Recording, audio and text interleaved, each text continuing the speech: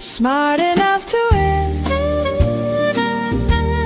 That's how the story starts. Learning is the edge that sets your work apart.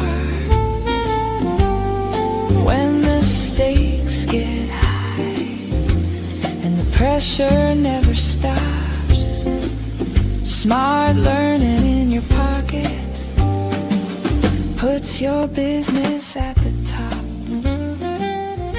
Welcome to the Learning Advantage, from Insight to Impact, where we're going to show how smart learning fuels real business results.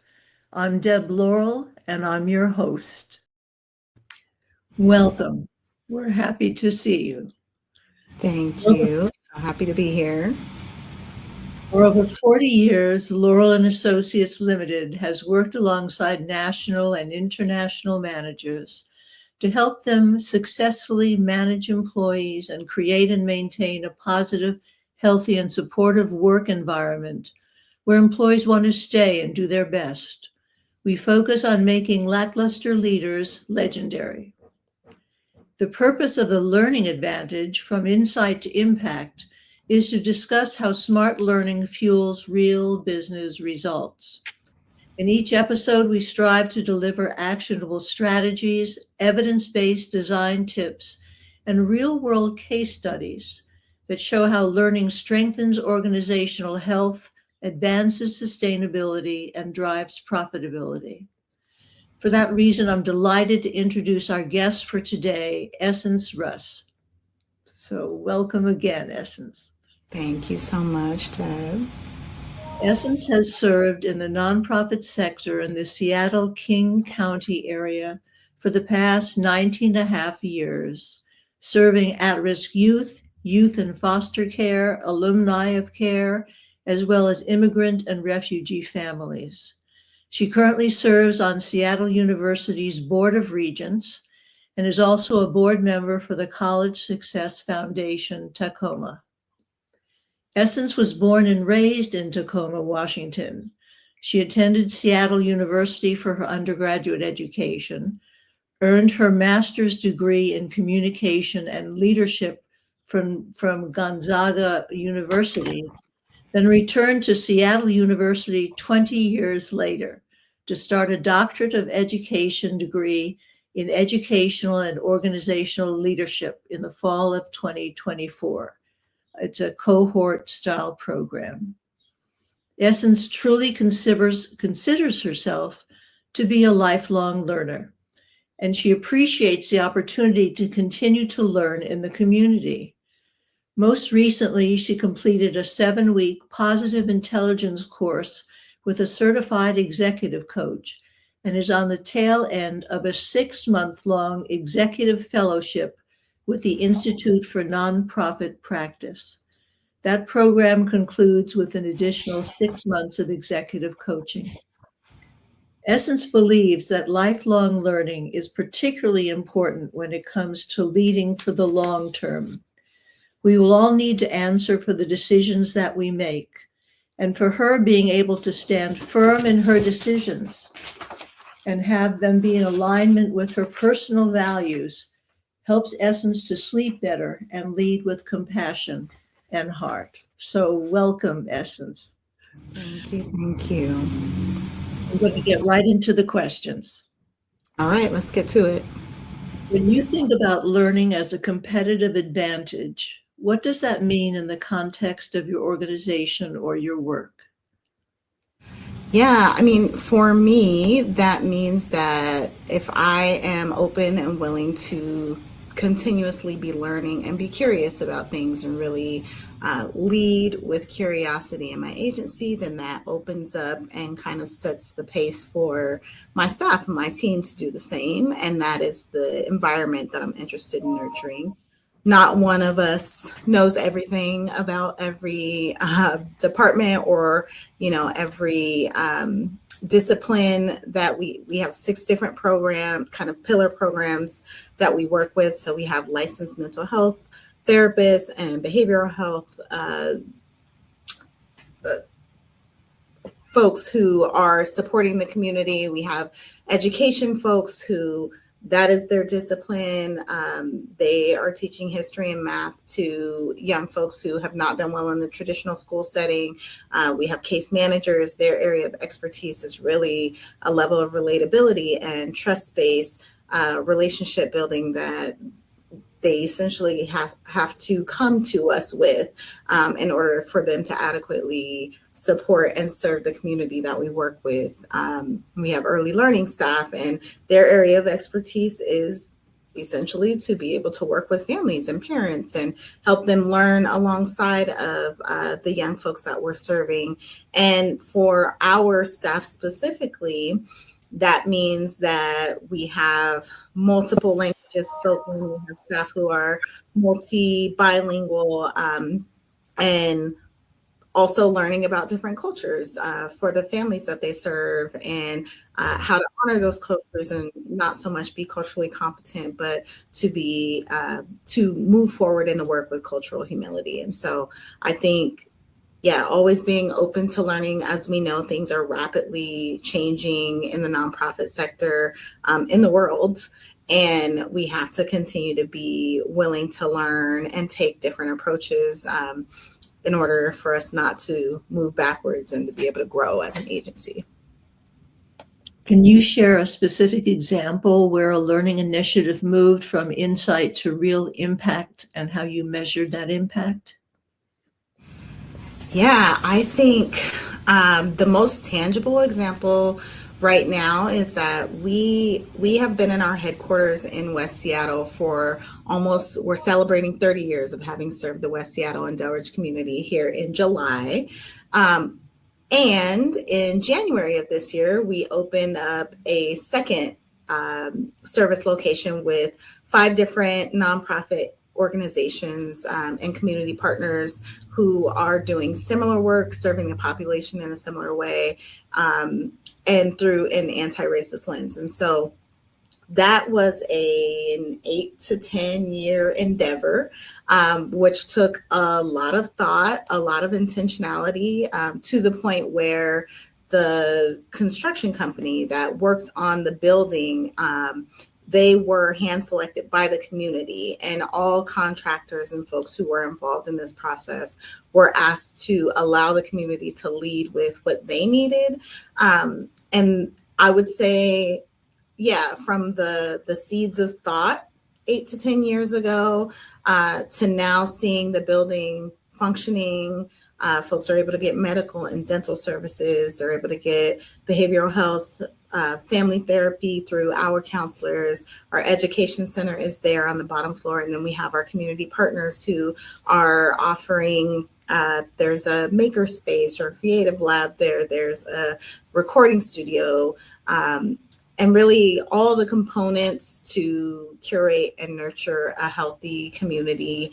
And they're young folks who are going to be the next leaders who are nurturing and curating the same community are there in that building. And so for me, that's just a very present example of here's this opportunity for us to listen and hear the community, to learn what they need, and to put it in one place and deliver and offer the impact of having all of these services in one place. The building is also connected to or shares the same land as an affordable housing unit with 66 units. So folks are able to live, dwell, thrive, and be in community all in the same space. Oh, and that wonderful. the measure for me is impacted with the grand opening, just how many folks, like the parking lot was flooded and people came, showed up, celebrated for an entire weekend, for 2 entire days. So that told me that the community was pleased with what had taken place. Oh, congratulations. What an achievement. Yeah, it was a really good feeling to be a part of that. What do you see as the biggest barrier preventing organizations from fully embracing lifelong learning, and how do you think we can overcome it? Yeah, 100%. It's the what was. perspective. Or when I hear folks in an organization say, well, this is the way that things have always been, this is the way that we've always done it. Because as the leader of this nonprofit organization, I'm thinking forward and how do we grow? And so I think as long as folks are kind of reaching back, there's a component of that where, yes, we want to learn from the past and what has and has not worked for us, but also I think having an openness and a willingness to hear new ideas, fresh thoughts is really important for the growth of the organization. And especially if the organization or the agency is in a space that our organization is in, where we're rapidly growing and expanding our services, and the populations that we serve are having a tough time with how expensive it is to live in the city. And so a lot of them are moving further out into more suburban areas. And so, thinking about what needs to happen to continue to effectively serve the communities that need our services. How are you leveraging data, technology, or new learning methods to create more personalized and effective learning experiences? Yeah, I would say we've experimented with utilizing AI when it comes to ideating, to data consolidation. A lot of the CRMs, so the client and data management systems that we use, have AI components that are built into them.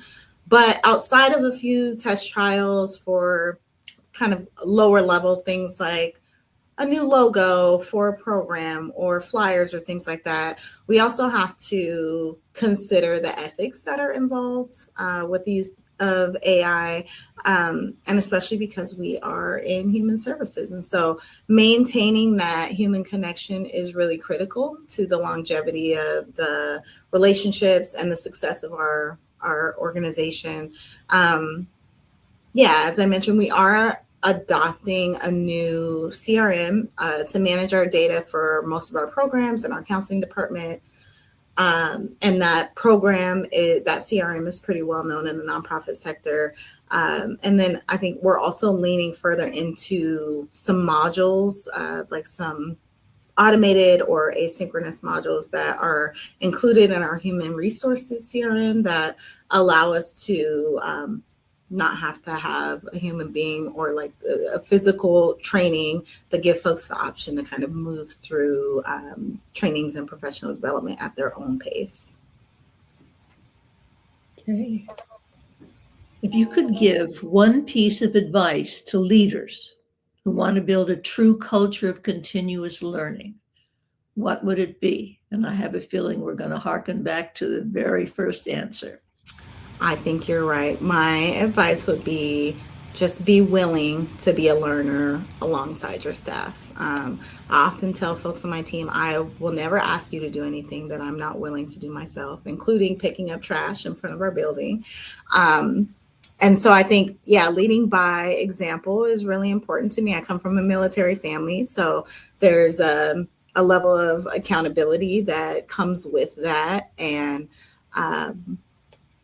that would be my advice. Just be willing to learn alongside your staff, because yes, I know for sure I'm not the expert in behavioral health or mental health or even the subject matter expert for our education center. And so leaning on the expertise and the strengths of our staff and being willing to learn from them as well is really important. What's one book, resource, or learning experience that has a lasting impact on you personally? Yeah, I took an emotional intelligence training with Crosby and Associates.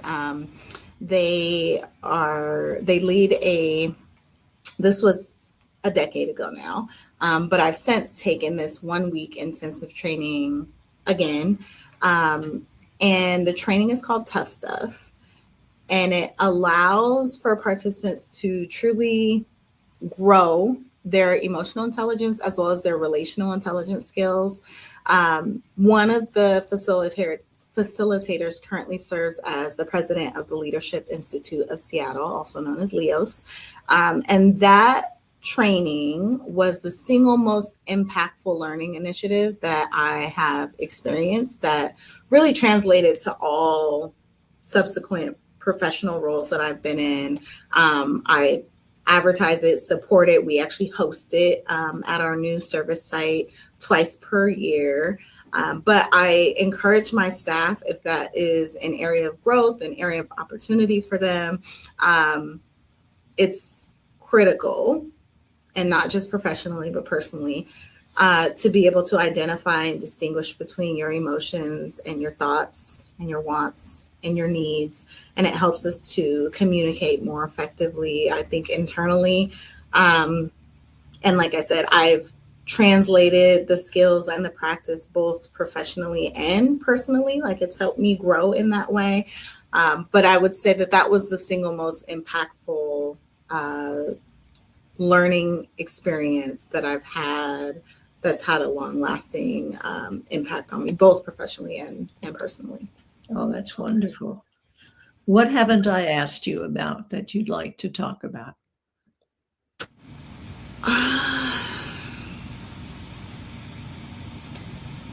Well, I'm not sure I think that what I have to say that you haven't asked me about is something that is widely known right now, just that I think the nonprofit sector is in a really challenging space, particularly as funding from a federal level is being cut. Particularly if you are a nonprofit organization that serves immigrant and refugees. It has been a challenging past year. I think that a lot of barriers have been put in the way to prevent nonprofits from doing the work that really is, I think, the work of our government in a lot of ways. But it's the work that we're used to doing and have been doing.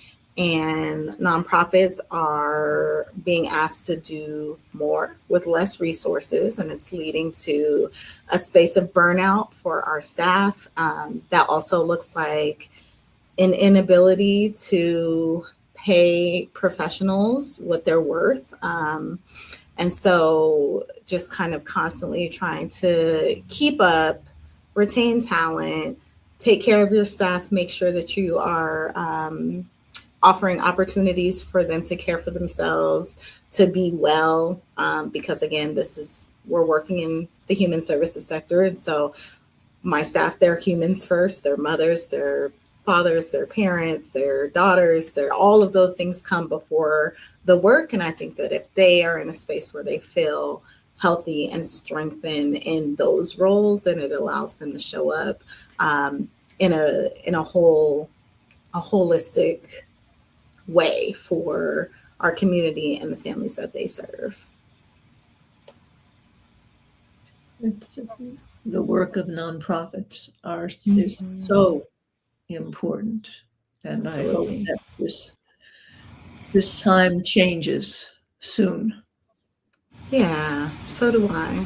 I think that because in the nonprofit sector, you're able to be a little bit more creative with the way that you approach work, more creative than I would say in the corporate sector.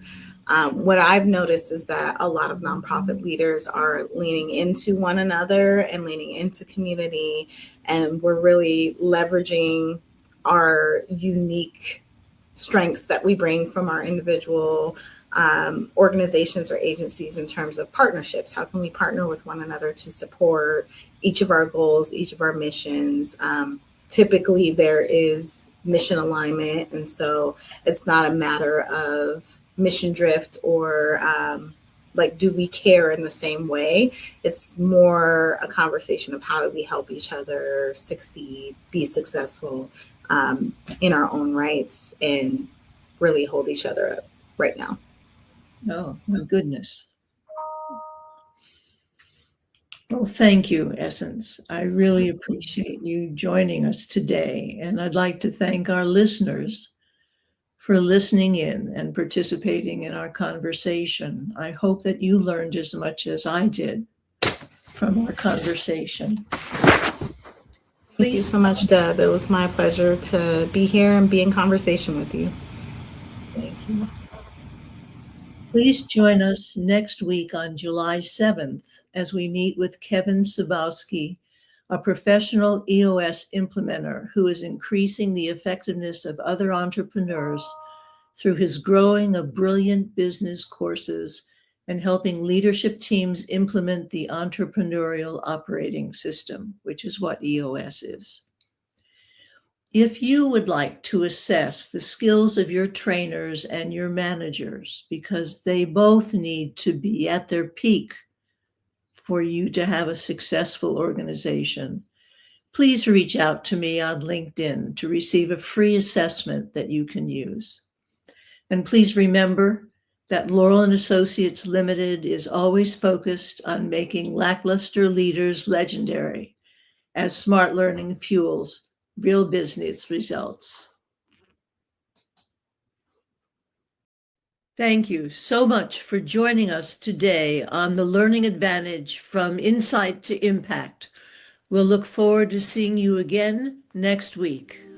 Every lesson, every workshop, every failed attempt you save becomes a map upon the desktop, showing